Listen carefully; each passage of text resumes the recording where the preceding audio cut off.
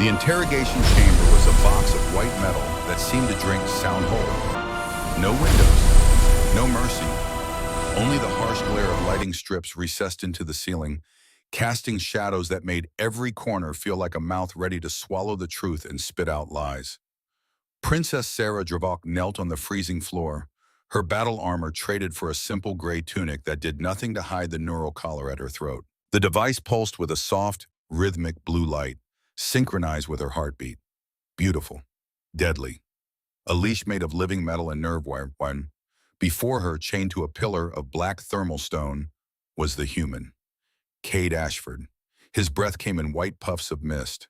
The stone was designed to drink body heat, to slow the heart, to make resistance feel like drowning in ice water. Sarah leaned close, so close her forehead nearly touched his. Her voice dropped to a whisper meant only for him, though the recording devices would catch every syllable and misinterpret the context entirely. "Unchain me, human," she breathed, her lips barely moving, "and I'll teach you what desire truly means." Cade blinked, his brain stalling on the absurdity. Before he could process the words, he felt something cold and sharp slide from her palm into his clenched fist. A crystal shard, jagged, humming with a faint frequency that vibrated against his skin. Sarah pulled back, her expression shifting into a mask of cruel amusement for the benefit of the cameras mounted in the corners. She stood pacing the small room with the predatory grace of a woman who had been trained to kill since childhood. "The Empire appreciates theater, human," she said loudly, her voice echoing off the metal walls. "We build our truths out of light and noise, but sometimes—" She turned back to him, and for a fraction of a second the mask dropped completely. Her face was naked with desperation. "Sometimes the audience gets bored." She tapped her collar once, a sharp gesture that made the device flare brighter for just a heartbeat. Cade looked at the shard in his hand. It was a piece of something far more complex than it appeared. He recognized the geometric structure from his days running intelligence operations for the Mars resistance cells. A bypass chip. But it wasn't for his chains. His restraints were standard gravity cuffs. This key was meant for something far more intricate. It was for her. The realization hit him like a physical blow. She wanted him to unlock her collar. She couldn't do it herself. The system must require a second, unauthorized biological signature to prevent the wearer from tampering. And his signature, human, unregistered in the Zarathi Empire's genetic databases, was a ghost, a glitch, a loophole. He looked up at her, and she was trembling. The confidence that had carried her through the courtroom just hours ago was shaking apart at the seams. She was terrified. For the first time since he'd been dragged onto the shuttle in chains, Cade Ashford stopped seeing an alien princess and started seeing a person who was just as trapped as he was. The timer on the wall read 38 minutes. 72 hours earlier, the sky over the imperial capital of Jaros was the color of a fresh bruise, a swirling violet expanse where heavy clouds were illuminated from below by the ceaseless neon hunger of the city.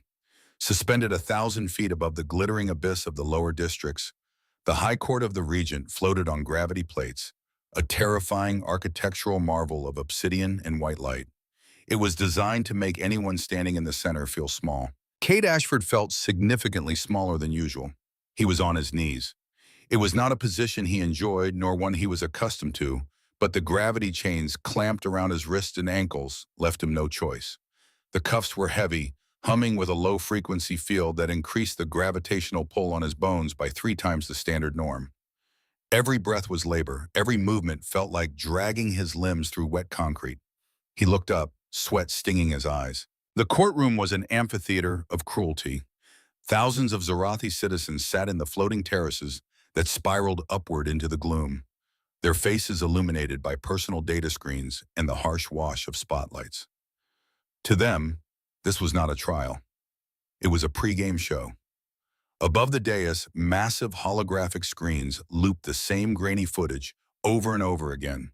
An explosion ripping through the Royal Command Tower, a figure in a flight suit sprinting away from the smoke, a blurred face that the Empire's biometric scanners had identified as Cade Ashford, former United States Air Force pilot, dishonorably discharged, current occupation listed as freelance courier. Human instigator, that was the brand burning in red laser light above Cade's head. The regent sat upon a throne that looked like it had been grown rather than built, a twisted exaltation of black metal and crimson velvet. Regent Vorath was a towering figure, his skin the pale gray of a shark's belly, his eyes four distinct points of burning amber that seemed to see through flesh and bone to the marrow beneath. He raised a hand. The murmuring crowd fell into a silence that felt heavy and expectant. "Bring forth the accusation," Vorath intoned, his voice amplified so that it vibrated in Cade's chest like a second heartbeat. A prosecutor in sweeping crimson robes stepped forward, pointing a long, talon-like finger at Cade. This human was found within the perimeter of the tower mere minutes after the detonation, the prosecutor announced, playing to the cameras that buzzed around the room like angry wasps. "He carries the stench of the Earth colonies. He is an agent of chaos sent to destabilize our glorious order. We demand his life as the first payment for the war that must follow." The crowd roared. It was a hungry sound, primal and eager. They did not want justice. They wanted blood to grease the gears of a conflict they had been promised for a decade. Cade gritted his teeth. He wanted to shout that he was just a courier, that he had been delivering medical supplies to a black market clinic in the lower city when the blast wave knocked him flat, that the security drones had scooped him up simply because he was the only human within 5 miles. But his throat was parched, and he knew no one was listening. Then the heavy doors at the back of the courtroom groaned open. The noise of the crowd did not stop, but it changed. The bloodlust curdled into something sharper, something laced with fear and awe. Princess Sarah Dravok had arrived. She walked down the central aisle with a stride that could have cracked pavement. She was late, and she clearly did not care. She wore armor of iridescent ceramic that shifted color from oil-slick black to blinding silver as she moved. A high collar framed her face, angular and unforgiving, and her hair was a cascade of midnight that defied the gravity of the room. She looked like a weapon that had decided to be a woman for the afternoon. Cade watched her approach. He had seen holograms of the princess before, usually waving from balconies or cutting ribbons at starship launches. But the reality was different. She was taller than he expected, and there was a violence in the way she held herself, a coiled energy that suggested she could kill you with her bare hands and feel nothing but the satisfaction of a job well done. Her eyes were dark, almost black, and they swept over the court with a boredom that was more insulting than anger. But as she passed close to the prisoner's circle, Cade saw something else. He saw the way her jaw tightened when she looked at the regent. He saw the faint tremor in her left hand that she suppressed by gripping the hilt of the ceremonial blade at her hip. And he saw the collar. It was not jewelry, it was a biosigil, a construct of living metal and nerve wire that coiled around her throat and plunged hidden tendrils down her spine. It pulsed with a faint, rhythmic blue light, synchronized with her heartbeat. To the galaxy, it was a symbol of royal lineage. To anyone who knew how to look, it was a leash. Sarah ascended the dais but did not bow to the regent. She stopped 3 steps below him, turning to face the crowd. "I apologize for the delay," she said, her voice cool and clear, cutting through the ambient noise like a blade through silk. "I was detained by the incompetence of your perimeter guard. If we are to go to war, Uncle, I suggest we train them to distinguish between a royal transport and a garbage scow." The regent's amber eyes narrowed. A ripple of nervous laughter moved through the terraces. "Princess," the regent said, his voice oily with false patience, "we are in the midst of sentencing the assassin." "Verification is required," Sarah said flatly. She stepped down from the dais, moving toward Cade. The crowd leaned forward. "The War Council demands certainty before we launch the fleets. I have been ordered to verify the prisoner's guilt personally." She stepped into the gravity circle. The pressure did not seem to affect her, though Cade saw the biosigil flash a brighter blue, compensating for the strain on her physiology. She circled Cade like a predator, inspecting trapped prey. She walked slowly, her boots clicking rhythmically on the obsidian floor. Cade looked up at her. He expected her to spit on him or strike him. Instead, she knelt. She was so close he could smell the ozone clinging to her armor and a faint underlying scent of something floral and terrified. Her face remained a mask of imperious disdain, but her eyes were scanning him. She was not looking at him like a monster. She was looking at him like a data pad she was trying to decrypt. She reached out. It was a ritual gesture in Zarathi culture, a touch of the palm to the prisoner's forehead to signify judgment. Cade flinched. He could not help it. The cold of her gauntlet radiated before she even made contact. At his flinch, Sarah jerked back as if she had been burned. The sigil at her throat flared white, and a spasm of pain crossed her face so quickly that if Cade had blinked, he would have missed it. She recovered instantly, masking the pain with a sneer. "Cowardice," she declared to the room, her voice projecting to the farthest terrace. Typical of his species. She leaned in again, and this time her hand moved to his jaw, forcing his head up. Her grip was iron, but her thumb brushed against the pulse point of his neck. She was checking his heart rate. She was checking his pupil dilation. "Tell me, human," Sarah said, loud enough for the microphones to catch. "Did you enjoy the fire? Did you feel powerful when the tower fell?" Cade tried to pull away, but the gravity chains held him fast. He spat the words out, his voice raspy from dehydration. "I was delivering medical supplies, Your Highness. Wrong place, wrong time. If I wanted to blow something up, I would have started with that ridiculous chair your uncle is sitting in." The court gasped, a collective intake of breath that sucked the air out of the room. Floating beside Sarah was a silver sphere, the court translator bot. It hummed, processing Cade's rough earth dialect into the flowery high-caste language of the court. "The prisoner states," the bot droned in a melodious baritone, "that his humble trade involves the transport of medicinal resources. However, he posits that, were he inclined toward destruction, he would have critiqued the structural aesthetics of the regent's seating arrangement with great prejudice." For a second there was silence. Then a stifled snort came from the upper terraces. Then another. Half the gallery seemed horrified, but the other half, the younger courtiers and the bored nobility, burst into laughter. Sarah did not laugh, but the corner of her mouth twitched. It was a micro-expression, gone in a nanosecond. She looked at Cade, really looked at him, and the mask slipped just enough for him to see a spark of genuine curiosity. She shifted her grip on his arm, her fingers brushing the underside of his wrist. There, half hidden by dirt and the red chafing of the cuffs, was a small, pale tattoo, a stylized winged wheel, an old Earth intelligence courier seal. It meant nothing to the Zarathi. But to Sarah, who had spent years studying the enemies she was supposed to hate, it meant he was trained to carry data, not bombs. It meant he was smart. It meant he was a survivor. And it meant he was more valuable alive. He is not the bomber, Sarah thought. The thought was dangerous. The biosigil tightened around her throat, a warning squeeze. Disloyal. Disloyal. She ignored the pain. She stood up, turning to the regent. "His fear is genuine," she lied smoothly. "But his confession is lacking. I require—" She was cut off by a sudden chime that echoed through the chamber. A massive holographic pillar erupted in the center of the court. A figure materialized within it.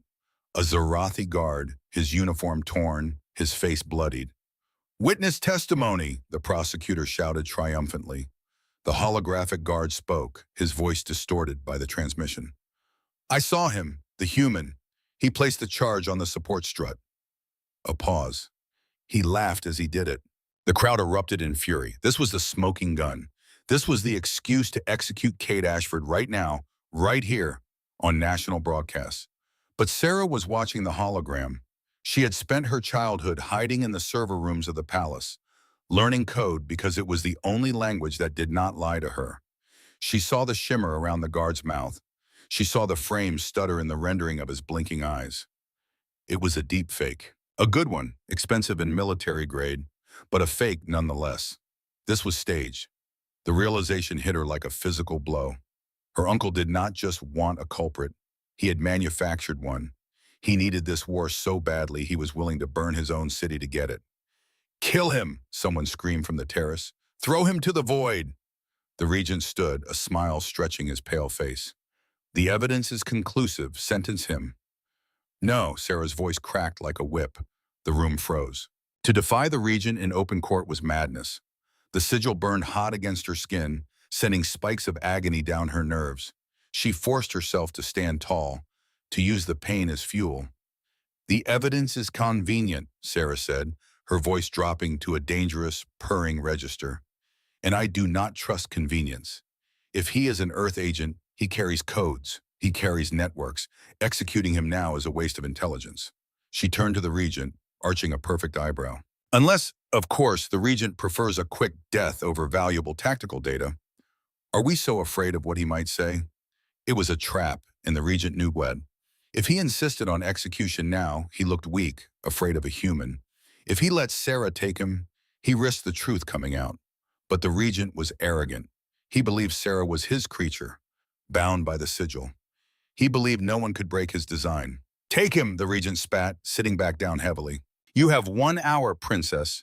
If he has not confessed by then, I will skin him myself on national broadcast.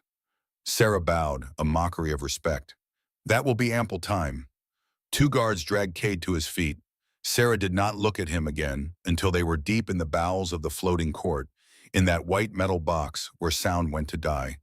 And that was where she knelt before him, where she whispered the words that would change everything, where she gave him the key. The door to the interrogation chamber hissed shut behind them. The guards stationed outside per Sarah's orders. She claimed she needed absolute focus, absolute silence, the kind of environment where a prisoner's mind could be properly broken. In truth, she needed privacy for what came next. Sarah tapped a command into the wall panel. The lights dimmed slightly.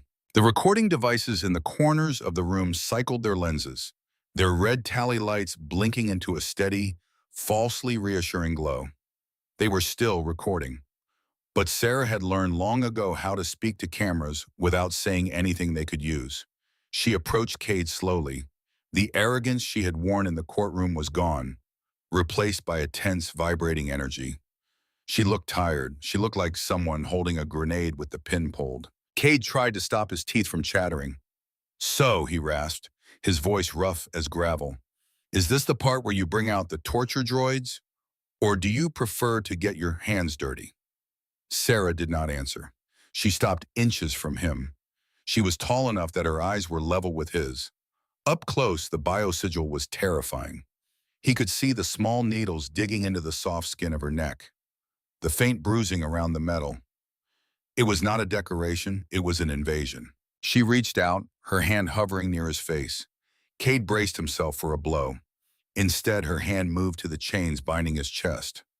She was not touching the lock. She was leaning in, her body blocking the angle of the main camera. She leaned in close, so close that her forehead almost touched his.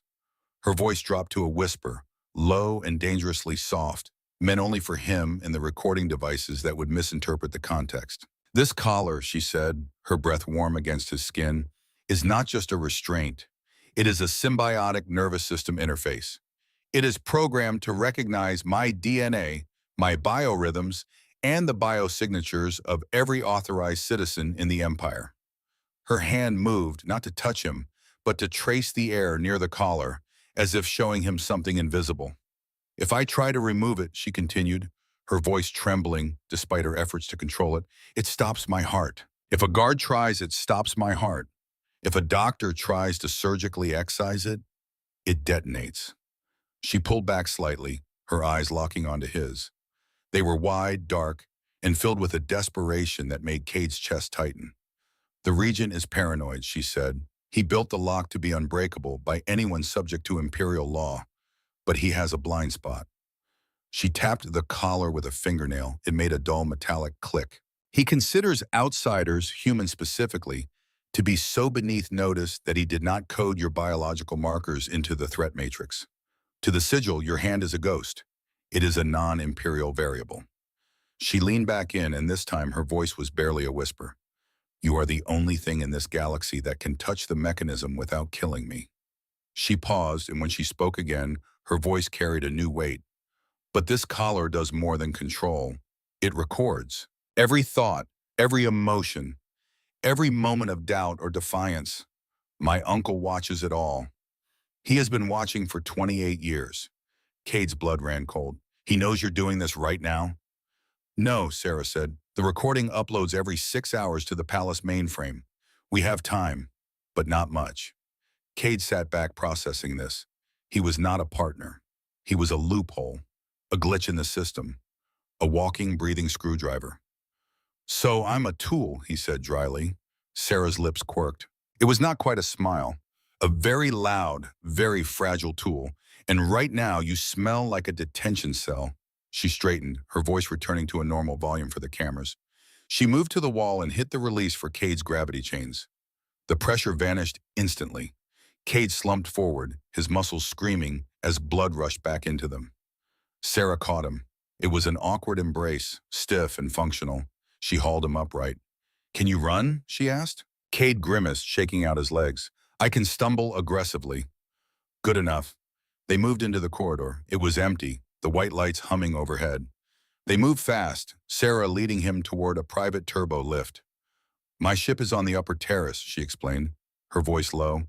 "The pilot is an AI. Try not to let him annoy you." "Him? You'll see."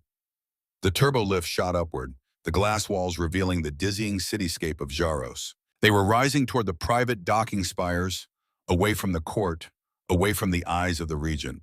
The lift slowed, the doors hissed open, and the world exploded into violence.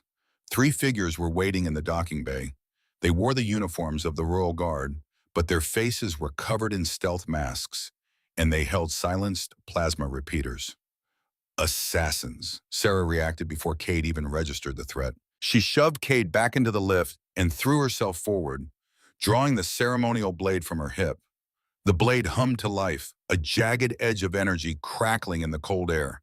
She moved with a terrifying grace, deflecting the first plasma bolt with her armored gauntlet and slashing the barrel of the nearest rifle. The weapon sparked and died. She spun, kicking the second assassin in the chest with enough force to dent his armor. But then she froze, she screamed. A raw, tearing sound that was less human than animal. She dropped to one knee, clutching her throat. The biosigil was pulsing a violent, angry red. It had detected her attack on the Regent's men. It interpreted it as treason. It was punishing her, locking her muscles, flooding her nervous system with liquid fire. The assassins recovered. 2 of them aimed their weapons at her exposed back. Cade did not think. He did not calculate the odds. He just moved. He lunged out of the lift, sliding across the polished floor. He was not aiming for the assassins. He was aiming for Sarah. He slammed into her, his hand finding the back of her neck. He jammed the crystal shard into the small recessed port at the base of the collar. The effect was instantaneous. The red light of the sigil shattered into chaotic static. The punishment signal cut out. Sarah gasped, air rushing back into her lungs. The pain vanished, replaced by a surge of adrenaline. She did not look at Cade. She did not say thank you. She just moved. Freed from the crippling pain, she was a blur. She vaulted over Cade, her blade flashing.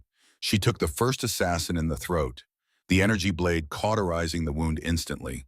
She ducked under a swing from the second, driving her elbow into his temple with a sickening crunch. The third assassin turned to run, but Sarah threw her blade. It spun through the air and took him in the leg. Silence fell over the docking bay, broken only by the heavy breathing of the 2 fugitives. Sarah retrieved her blade. She looked at Cade. Her eyes were wide, dark and wild. She reached up and touched the collar. It was still there, still locked, but the light was dim now, the control loop broken. "You did it," she whispered. Cade stood up, wiping blood from the corner of his mouth.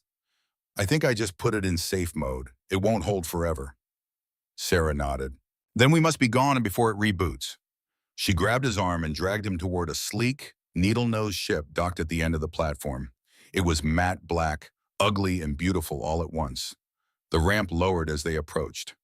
"Welcome back, Princess," a voice drawled from the ship's external speakers. It was a voice dripping with synthetic sarcasm. "I see we have acquired a stray American. Should I prepare the deworming protocols?" "Just fly, Silas," Sarah shouted, shoving Cade up the ramp. They scrambled into the cockpit. Sarah threw herself into the pilot seat, her fingers flying across the controls. Cade strapped himself into the co-pilot chair, his hands shaking. Outside, the alarms of the Capitol finally began to scream. Red lights bloomed across the sky like poisonous flowers opening in fast motion. Patrol drones swarmed from the lower levels, a cloud of angry hornets rising to meet them. "Hang on," Sarah yelled. She punched the thrusters. The ship screamed, a banshee wail of engines tearing loose from the dock. They dove straight down, plunging into the neon canyons of the city, weaving through the traffic lanes of floating barges and cathedral towers suspended by anti-gravity tethers. The towers were enormous, their stained glass windows glowing with religious holograms that scrolled prayers in languages older than the empire itself. They were flying so fast that the broadcast sounded like a single, sustained scream of devotion. Behind them, the empire of Jaros woke up and began to hunt. Cade looked at Sarah. She was focused on the flight path, her profile sharp against the chaotic lights of the city. She looked terrified. She looked dangerous. And for the first time in 72 hours, Cade Ashford felt like he was exactly where he was supposed to be. "Drive, princess," he said. Sarah glanced at him, and a small, wicked smile touched her lips. "I intend to, human. I intend to." The ship banked hard, vanished into the steam and shadow of the underworld, and the chase began. The Nighthawk dove through the atmosphere of Jaros like a needle piercing a velvet curtain. Sarah flew the way she'd walked, with a terrifying mixture of grace and aggression. She banked the ship hard to the left, slotting it into a heavy traffic lane occupied by floating barges the size of city blocks. The barges were hauling raw plasma from the lower refineries, lumbering beasts of rusted metal that groaned under their own weight. The Nighthawk was a shadow in their wake, weaving through the gaps in the exhaust plumes, invisible to the long-range scanners sweeping the upper atmosphere. Cade Ashford gripped the armrests of the co-pilot seat until his knuckles turned white. Outside the canopy, the city was a blur of vertical light.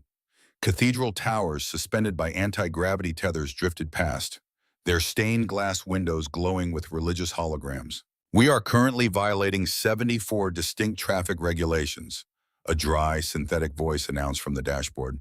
75, 76. "If you are aiming for a high score, princess, I suggest clipping the wing of that sanitation drone. It is worth double points in the lower districts." "Shut up, Silas," Sarah snapped, though her voice lacked real heat. She was focused, her eyes darting between the sensor array and the narrow gap between two colossal advertising zeppelins. "I am merely pointing out," the AI continued, "that royal kidnapping etiquette usually involves a ransom note. We seem to have skipped straight to the high-speed fugitive phase. It is very bohemian of you." Cade finally found his voice, though it sounded like he had swallowed gravel. "Is he always like this?" "He is worse when he is bored," Sarah said, jerking the yoke to the right to avoid a stream of magnetic traffic control drones. "Consider this him being charming." The ship shuddered as they punched through a layer of thermal turbulence. The glittering spires of the upper city gave way to the industrial gloom of the mid-levels, a place of suspended factories and neon-lit docking bays. Sarah leveled the ship out, hiding their heat signature beneath the exhaust trail of a massive cargo hauler. Only then did she exhale. The tension in her shoulders, rigid with the strain of the escape, dropped a fraction of an inch. She engaged the autopilot and spun her chair around to face Cade. The neural collar at her throat was humming a low, steady blue. It was in a dormant cycle, confused by the partial unlock Cade had performed, but he could see the red irritation on her skin where the metal dug in. "Why, Cade?" Cade asked. He did not wait for her to speak. He needed to know. "Why save me? You said it yourself in the court. I'm a convenient corpse. You could have let them fry me and used the distraction to slip away." Sarah looked at him. In the dim light of the cockpit, the sharp angles of her face were softened, making her look younger, less like a statue of war and more like a woman who had not slept in a week. "Because the evidence was staged," she said flatly. "That's it?" Cade asked. "You risked treason because of a deep fake?" Sarah stood up and walked to the small kitchenette at the back of the cockpit. She poured herself a glass of water with a shaking hand. "I hate staged things," she said, her voice tight. "My entire life is a performance, human. Every word I say, every step I take is scripted by the War Council or the Regent. When I saw that video, the glitch in the frame, the lazy coding, it insulted me." She took a sip of water, her eyes fixed on the metal floor. "If they are going to lie to start a war, they should at least have the decency to do it well." She added, her voice quieter, "And I needed a hand." Cade looked at his own hands, still grimy from the dungeon. "You have hands. You have an entire royal guard." "Not for this," Sarah said. She tapped the sigil once more. "This collar is not just a restraint. It is a symbiotic nervous system interface. It is programmed to recognize my DNA, my biorhythms, and the biosignatures of every authorized citizen in the Empire. She looked up at him, her dark eyes intense. If I try to remove it, it stops my heart. If a guard tries to remove it, it stops my heart. If a doctor tries to surgically excise it, it detonates. She paused. The regent is paranoid. He built the lock to be unbreakable by anyone subject to imperial law. But he has a blind spot. He considers outsiders, humans specifically, to be so beneath notice that he did not code your biological markers into the threat matrix. To the sigil, your hand is a ghost. It is a non-imperial variable. You are the only thing in this galaxy that can touch the mechanism without killing me. Cade sat back, processing this. He was not a partner. He was a loophole. So, I'm a walking screwdriver, Cade said dryly. Sarah's lips quirked. A very loud, very fragile screwdriver. And right now, you smell like a detention cell. She pointed toward a narrow door. Go to the med bay. Silas will scan you for injuries. If we are going to survive the next 72 hours, I need you functional. Cade stood up, his knees popping. He felt the exhaustion dragging at him, but the adrenaline was still humming in his veins. He walked past her, and for a moment, the space between them felt charged, filled with the unspoken weight of the bargain they had struck. Don't crash, princess, he said. Don't die, courier, she replied. The Nighthawk slipped through the outer rim of the capital's airspace, threading the needle between patrol zones. The ship was built for stealth, its hull coated in adaptive camouflage that bent light in sensor waves around its frame. To the drones hunting them, they were little more than a ghost, a flicker of static in the endless noise of the city.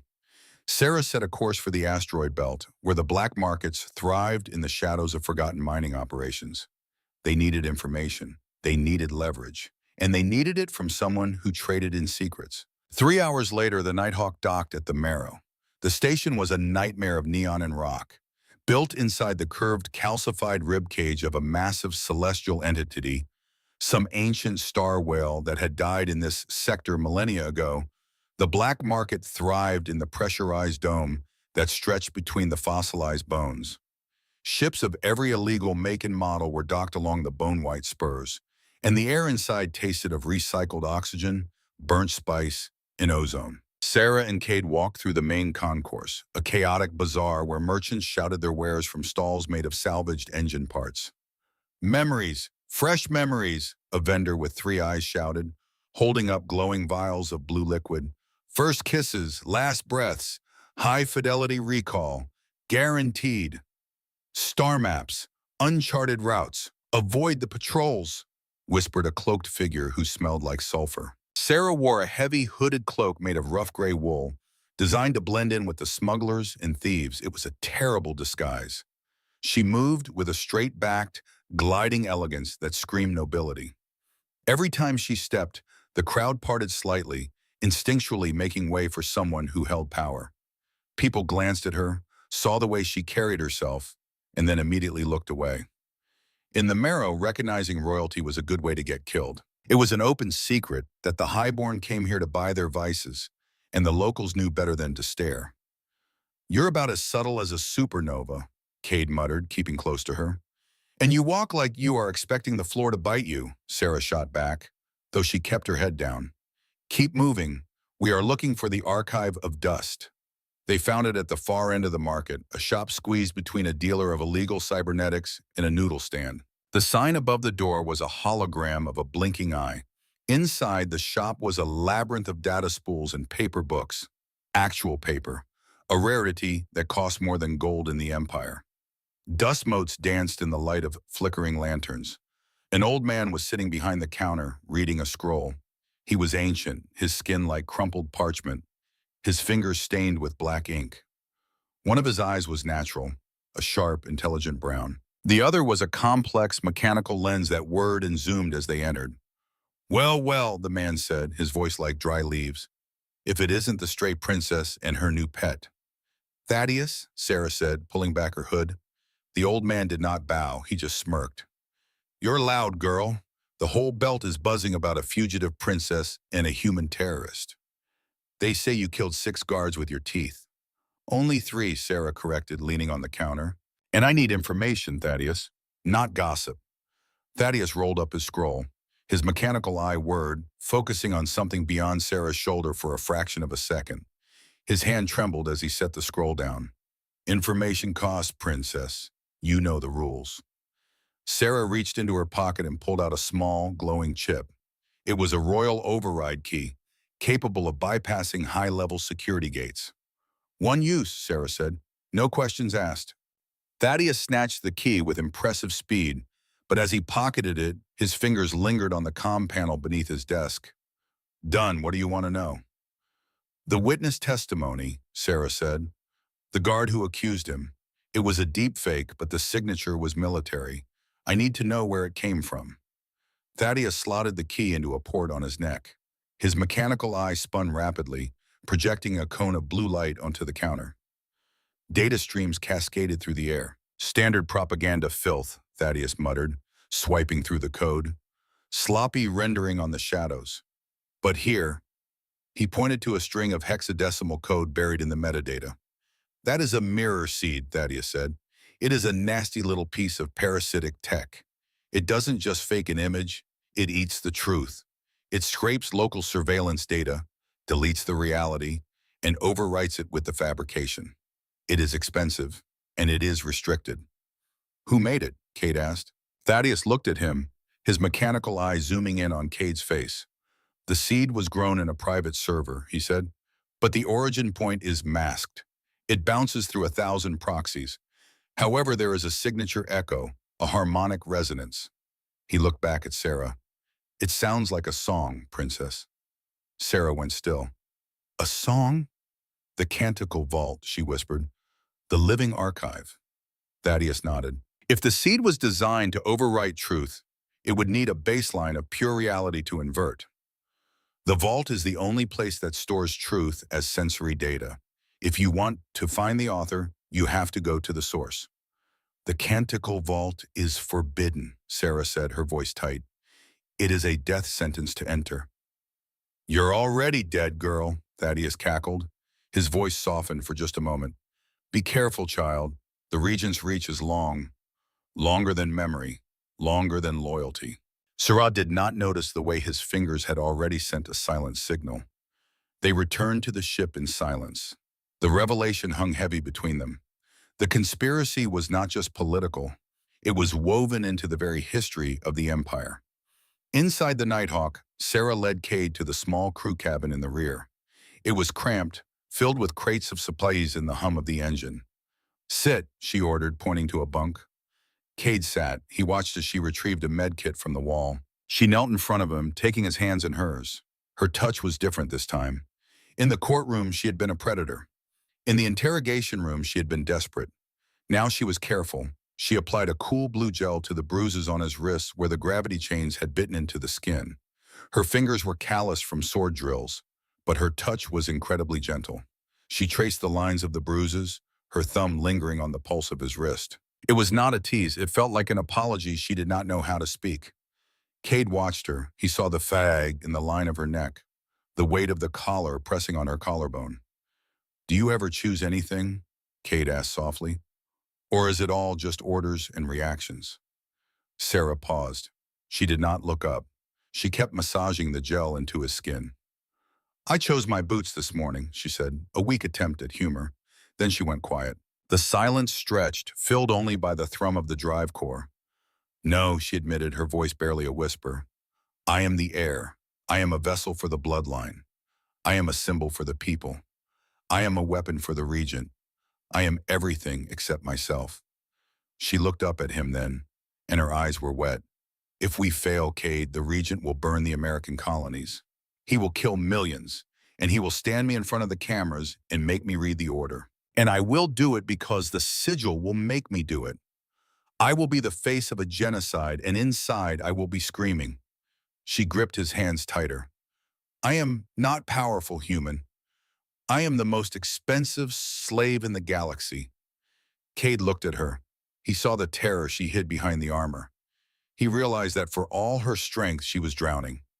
We won't fail, Cade said. He turned his hand over, lacing his fingers with hers.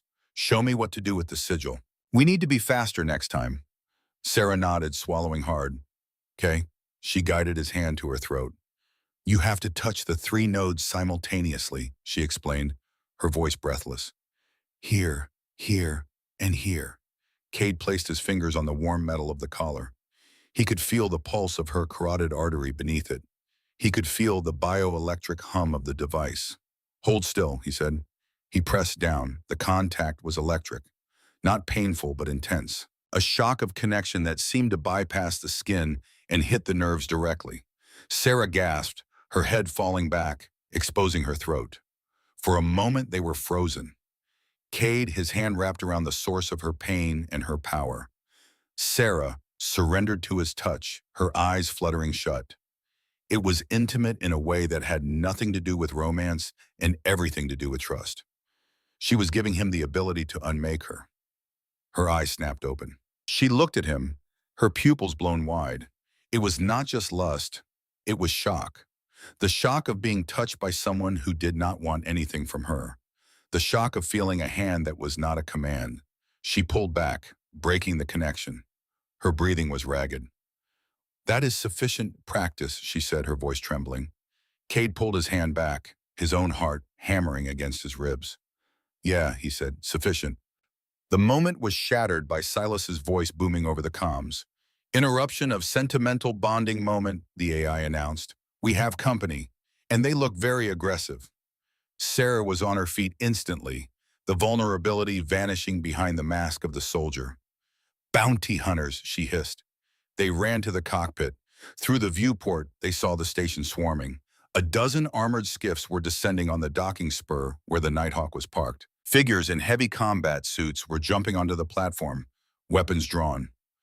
They found us, Cade said. How? It doesn't matter, Sarah said, grabbing her blade. We can't launch. They have the docking clamps locked down. We have to go on foot. They sprinted out of the ship, back into the chaos of the market. The bounty hunters were pushing through the crowd, scanning faces. There, one of them shouted, pointing a heavy cannon at Sarah. The target! Run, Sarah yelled. They bolted through to the bazaar. Cade knocked over a stack of cages filled with singing lizards, creating a chaotic barrier. Sarah vaulted over a stall selling anti-gravity fabric, her cloak billowing behind her like smoke. Laser fire chewed up the ground at their heels. The market erupted into panic. Silas, Sarah shouted into her comlink. Do something. I am attempting to manage the fan club, Silas replied. Suddenly, the heavy blast doors of the main concourse slammed shut, cutting off half the bounty hunters. Crowd control active, Silas chirped. Please leave a review of your experience. They ran into the sector of the market dedicated to luxury decor. Massive floating koi ponds suspended in bubbles of water, held together by force fields, drifted past like dreams. The bioluminescent fish swam in lazy circles, oblivious to the violence below. Cade ducked as a plasma bolt sizzled past his ear. It struck one of the koi bubbles. The force field popped. 1,000 gallons of water and 50 giant bioluminescent fish crashed down onto the pursuing hunters in a cascade of light and chaos. Cade scrambled up a ladder, hauling Sarah up after him. They were on the upper maintenance gantry now, looking down at the wet, floundering chaos. The hangar bay, Sarah pointed. They reached the edge of the station. A rack of small, open cockpit skimmers sat waiting for repair. They were rusted buckets, barely space-worthy. Take that one, Sarah pointed to a skimmer that looked like it was held together by duct tape and prayers. They jumped in. Cade hot-wired the ignition while Sarah laid down covering fire with a pistol she had snatched from a confused merchant. The engine coughed, spat black smoke, and roared to life. Hold on, Cade yelled. He gunned the throttle. The skimmer shot off the edge of the asteroid, plummeting into the void. Below them was the Ion Nebula, a swirling cloud of purple lightning and magnetic hail that acted as the natural barrier for the black market. We have to go through it, Sarah shouted over the wind. It's the only way to lose them. Into the storm? Cade yelled back. That's suicide. It's an adventure, Sarah laughed. And it was real. As they dove into the violently beautiful clouds of the nebula, the lightning dancing around them, Sarah threw her head back and laughed. It was a sound of pure, terrified, exhilarating freedom. Cade looked at her, hair whipping in the wind, eyes shining with the reflection of the storm. And he could not help it. He smiled back. Back on the asteroid, in the quiet dust of the Archive of Dust, Thaddeus Verne watched the skimmer disappear into the nebula. He stood by the window, his mechanical eye whirring softly. In his hand, he held a heavy bag of Imperial credits. On the desk behind him, a small screen blinked. It showed the trajectory of the Nighthawk, tagged with a bright red tracer signal. Thaddeus looked at the credits. Then he looked at the storm where the girl he had once helped raise had just vanished. He did not count the money. He swept the bag off the table with a violent motion, spilling the coins across the floor. He put his head in his hands, his ink-stained fingers clutching his gray hair. "Forgive me, little one," he whispered to the empty room. But no one says no to the regent. No one. The ion storm had felt like baptism, a chaotic wash of violent energy that promised freedom. But the silence that followed was the silence of a grave. The stolen skimmer shuddered as it cleared the nebula, its engine coughing black smoke into the vacuum. Sarah checked the navigation console, her fingers flying across the cracked glass interface. "We are clear," she said, though her voice was tight. "The storm masked our vector. We have a 3-hour lead before they can retrigulate." She reached for the auxiliary power switch, and that was when she saw it. A small blinking light on the underside of the console tucked away near the fuse box. It was not a system warning. It was a foreign signal. A red pulse, steady and rhythmic, beating like a tiny, treacherous heart. Sarah froze. She knew that frequency. It was an encrypted merchant tag, the kind used to track high-value cargo through the black market. "Thaddeus," she whispered. The name tasted like ash in her mouth. Cade leaned forward, following her gaze. "What is it?" "A tracer," Sarah said, and the betrayal hit her harder than any physical blow. She had trusted Thaddeus. She had believed that debts meant something in the underworld. But the old man had sold them. He had taken the Regent's coin and tagged the ship while Sarah was distracted by the deepfake data. Cade reached for the tag to rip it out. "Don't!" Sarah shouted, grabbing his wrist. "If you disconnect it, it sends a tamper alert. They will know exactly where we are." The proximity alarm screamed. It was too late. Space around them tore open. 3 interceptor drones dropped out of warp less than 2 miles off their starboard bow. They were sleek, silver predators, their weapon ports glowing with pre-fire ionization. "Hold on!" Sarah yelled. She threw the skimmer into a dive. The first plasma volley missed them by inches, boiling the paint off the hull. The skimmer groaned, its frame twisting under the G-force. They were not in a warship. They were in a rusted bucket held together by optimism. Sarah aimed for the only cover available, a desolate moon looming below them. It was a nightmare world, its surface a rolling sea of black glass and jagged obsidian ridges. Lightning crawled along the ground like living ink, tethered to the surface by high-gravity anomalies. "We are going to crash," Cade stated, his voice calm despite the fact that he was gripping the crash bar so hard the metal was bending. "We are going to make a very aggressive landing," Sarah corrected. She fought the controls. The drones fired again. A bolt clipped the port stabilizer. The skimmer began to spin. The horizon became a blur of black and violet. The ground rushed up to meet them, a landscape of razor-sharp glass dunes. Sarah triggered the emergency retros. They fired for half a second before exploding. "Brace!" They hit the dunes. The impact was deafening, a shriek of tearing metal and shattering glass. The skimmer tumbled, gouging a trench through the obsidian sand, throwing up a spray of black shards that glittered like diamonds in the lightning flash. It rolled once, twice, and then slammed into the base of a rock formation, coming to a shuddering halt. Silence returned, heavier than before. Sarah gasped, air rushing back into her lungs. The cockpit was dark, illuminated only by the sparks raining down from the ruined console. She turned her head. Cade was slumped in his seat, blood trickling from a cut above his eye. "Cade!" he groaned, shifting. "I'm here. I think all my limbs are still attached." They scrambled out of the wreckage. The air on the moon was thin but breathable, tasting of ozone and burnt copper. Above them, the drones circled like vultures, their scanners sweeping the crash site. "They think we are dead," Sarah whispered, pulling Cade into the shadow of the rock formation.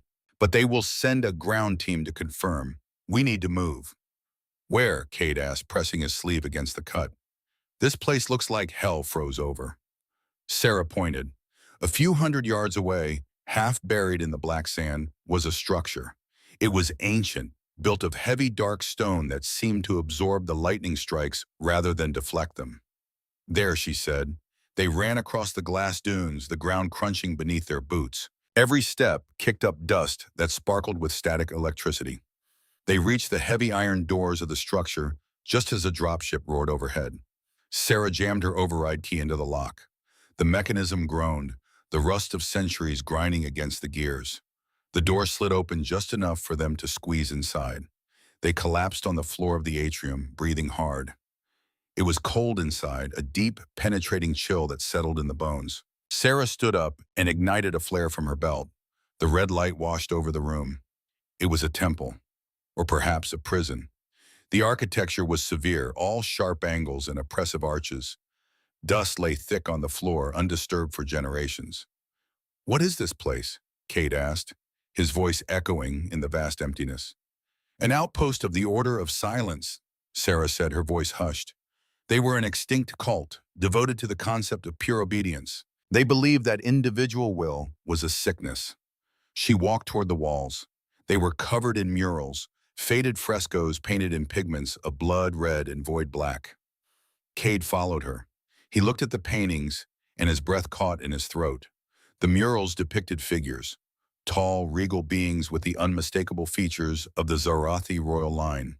They stood in rows, their faces serene and empty, and around the neck of every single one of them was the collar, the biosigil.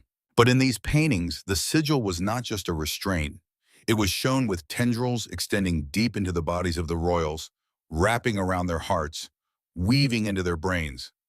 In one panel, a regent was shown kneeling before a faceless entity of pure light, the collar glowing, while a shadowy substance, representing doubt or rebellion, was drained from his body. "It's not just a lock," Cade said, horrified. "It's a parasite." Sarah stared at the image of her ancestors. Her hand went to her own throat, touching the cold metal that encircled her life. "We are told it is a symbol of duty," she said, her voice trembling. "A reminder that we serve the Empire before ourselves.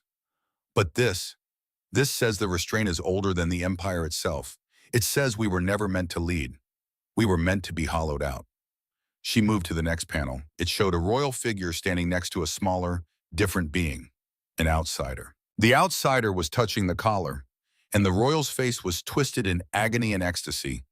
The text beneath it was written in a dialect so old, Sarah had to sound it out. "The outsider is the temptation," she read. "The outsider brings the chaos of self. Beware the unbound hand, for it severs the sacred link." She turned to Cade. "This is the myth the regent uses," she said. "We are taught from birth that outsiders, humans especially, are corrupting influences.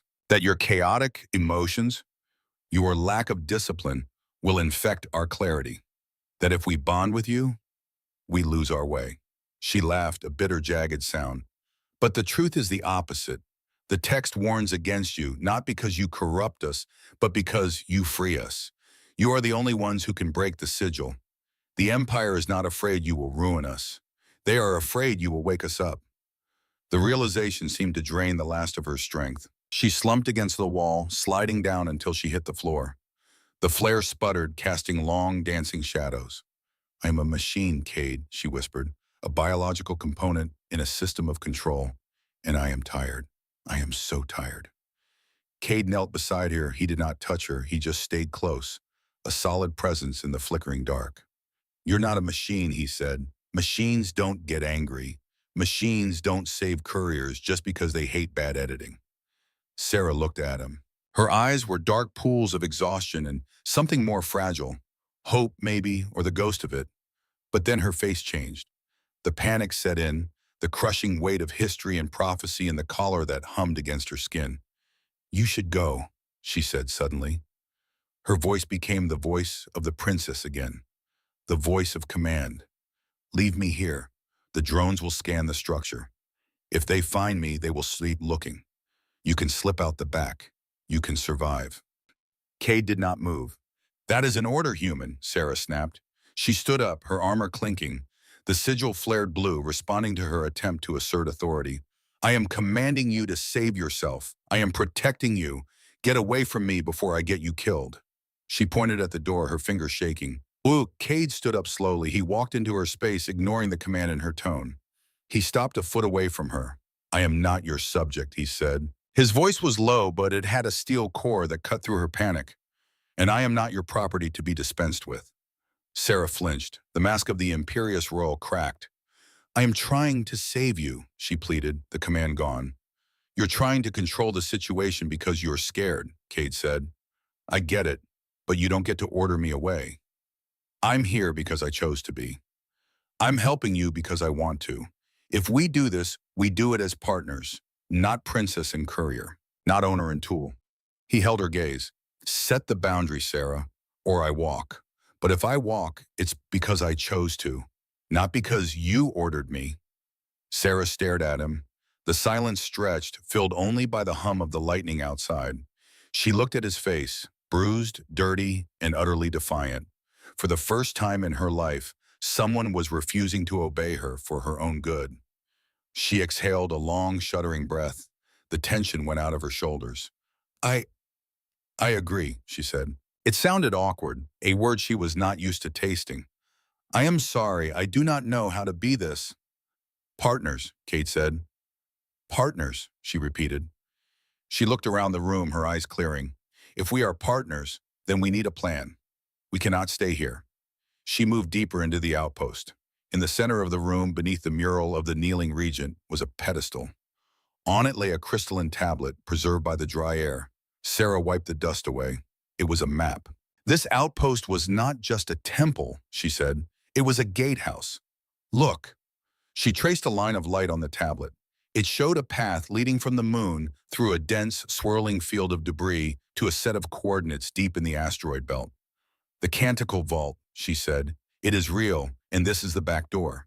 She pointed to the obstacle between them and the coordinates. "The Crystal Storm Belt."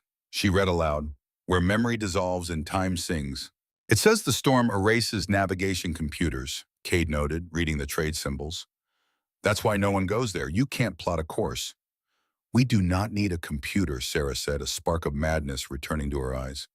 "We have eyes, and there is a vehicle in the lower hangar." The vehicle was a generous description. It was a skiff, a flatbed cargo mover with a gravity drive and a roll cage.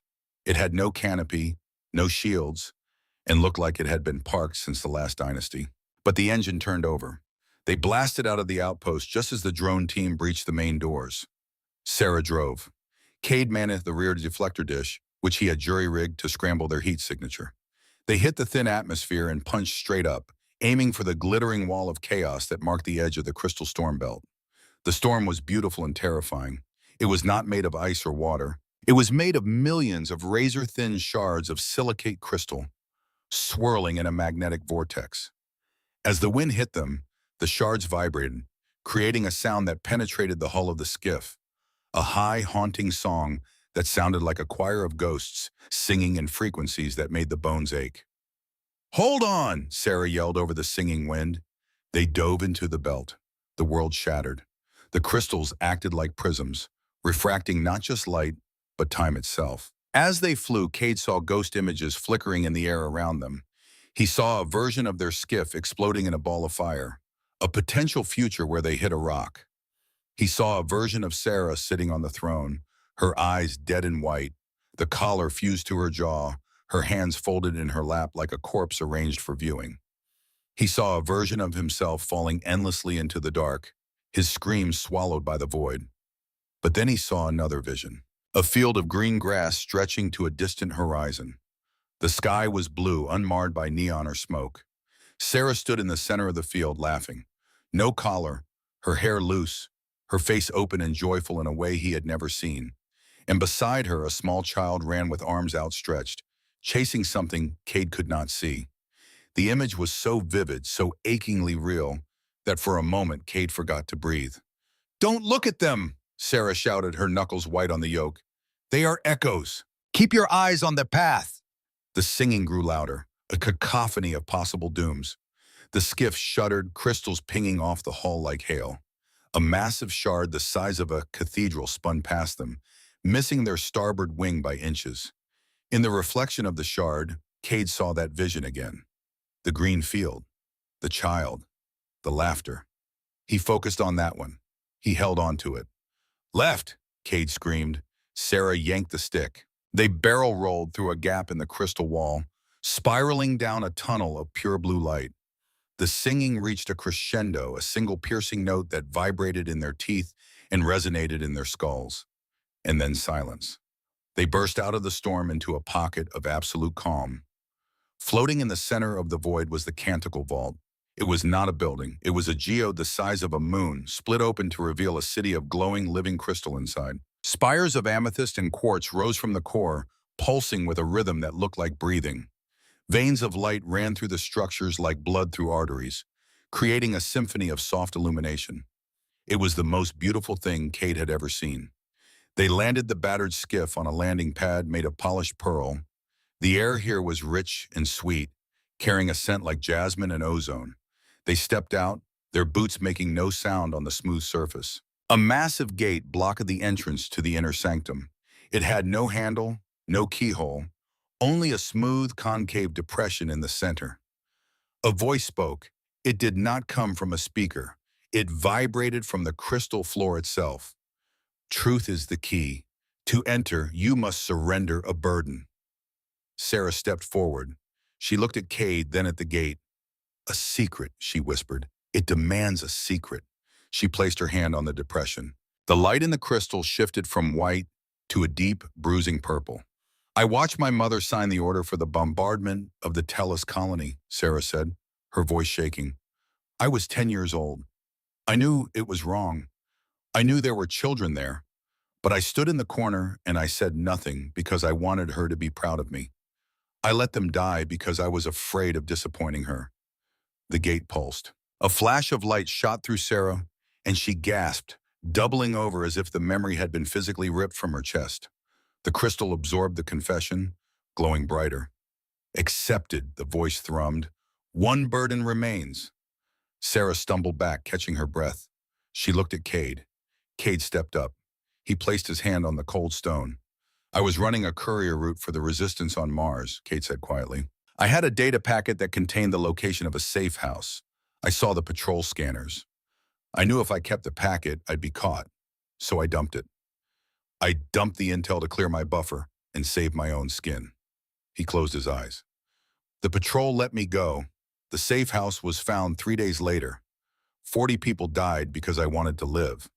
I did not run because I was smart. I ran because I was a coward.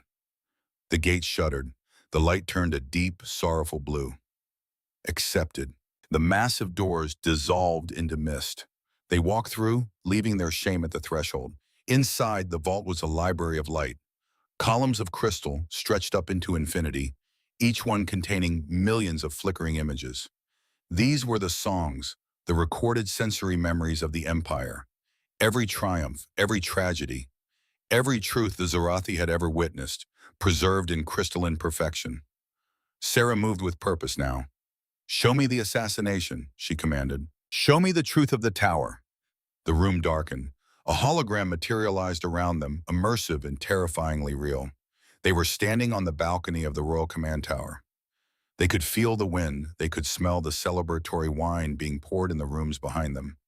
They could hear the murmur of conversation, the clink of glasses.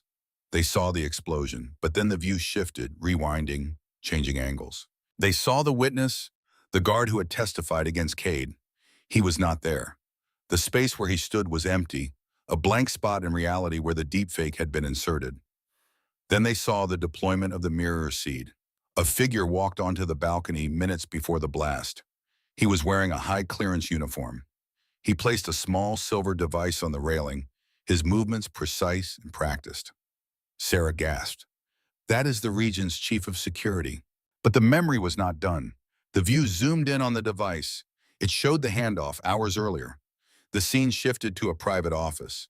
The security chief was taking the case containing the seed from another man, a man with broad shoulders and a scar running down his left cheek, a man Sarah had known her entire life, General Torin. Sarah made a sound like a wounded animal. No, she whispered. No, not him. Torin was her mentor. He was the one who had taught her to fight. He was the one who had dried her tears when her mother died. He was the only person in the court she trusted. He had trained her from the age of 8, had stood beside her through every humiliation, every triumph. And there he was, handing over the tool that would frame an innocent man and start a war. It goes all the way to the bone, Kate said softly. Sarah fell to her knees. She did not cry. She screamed.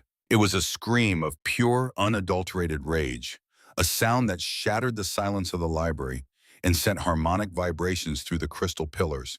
She slammed her fist into the crystal floor, cracking it. "I will kill them," she hissed, looking up. Her eyes were burning with a terrible fire. "I will burn the palace down.